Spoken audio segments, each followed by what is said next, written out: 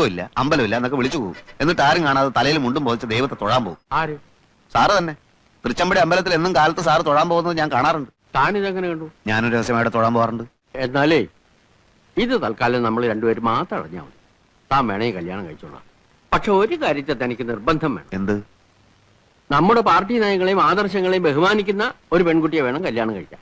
അത് 100% ഞാൻ ഉറപ്പ് തരുന്നു. എന്നാ താങ്ക് യു.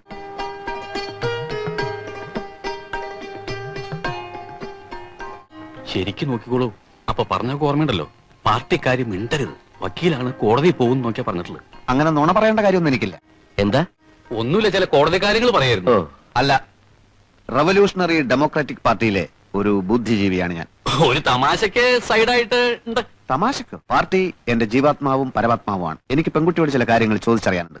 അധ്വാനിക്കുന്ന തൊഴിലാളി വർഗത്തിന്റെ മോചനത്തിന് വേണ്ടി തോളോട് തോൾ ചേർന്ന് പ്രവർത്തിക്കാൻ തയ്യാറുണ്ടോ?